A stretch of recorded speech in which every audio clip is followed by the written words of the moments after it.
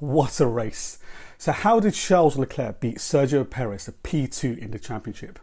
The Abu Dhabi Grand Prix was a thrilling race with a lot of attention focused on who will finish in P2 in the championship. But did Leclerc deserve it? Well, let's find out. Things looked really good for Red Bull. Having secured the front row in qualifying on Saturday, they were poised to finish 1-2 in the championship for the first time in their history. Now, both Verstappen and Perez got off to a great start. By lap 10, Perez was 3 seconds ahead of Leclerc. Now, this all comes down to Perez getting a DRS from Verstappen. Lap 15 saw Leclerc a second behind Perez, but Red Bull quickly reacted and pitted Perez. This was to try and stop Ferrari from undercutting them. Now, the problem is Perez came out in P7 and now had to overtake Alonso and Vettel, which really slowed him down.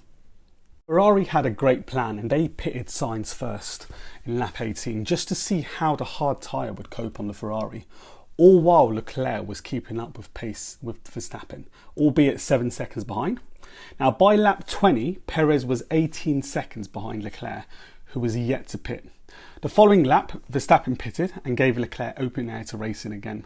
But Ferrari quickly reacted and pitted Leclerc again, as Perez was now getting DRS from Verstappen once again. Now, Leclerc came out in third and again in open air and didn't lose any time trying to overtake any of the back markers. Leclerc now had fresher tyres and was closing down on Perez really quickly, and he was setting fastest laps again and again. Now, by lap 34, Leclerc was again 1 second behind Perez, and Red Bull reacted and pitted him again.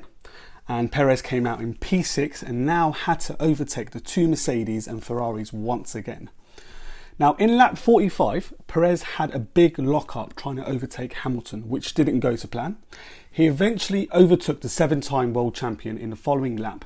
With 10 laps to go, Perez was now 9 seconds behind Leclerc. Perez was gaining 0.6 a lap on average, and it was Leclerc worrying in the final stages. He asked his engineer to stop talking to him, especially in the corners. It was clear Leclerc had his head down and only had the checkered flags in his sights. At 49, Verstappen radioed in and said the tyres are lasting and asked Perez to go all out. Now, of course, this is going to be worrying news for Ferrari and Leclerc. Now, with only 5 laps to go, Perez was 4.4 seconds behind Leclerc, and it looked like he might just do it in the final lap of the race to claim that famous 1-2 for Red Bull.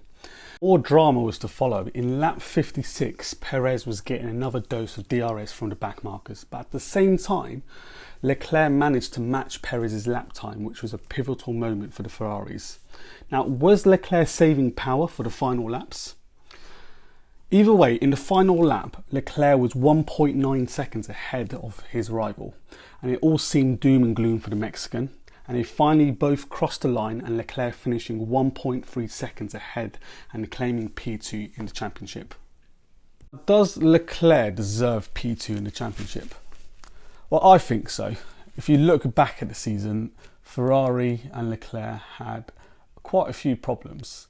A few DNFs, a few engine issues, and a lot of wrong calls throughout the season, unfortunately. Pitting at the wrong time, and the strategies that just didn't go to plan. As for Perez, he had a much more faster and reliable car.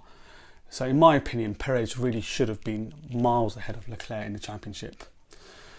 And the reason they are so close together is because Leclerc has that extra bit of more skill, I think, than Perez. And due to that, I think he thoroughly deserves P2. But what do you guys think? Does Leclerc deserve P2 in the championship, or should it have gone to Perez?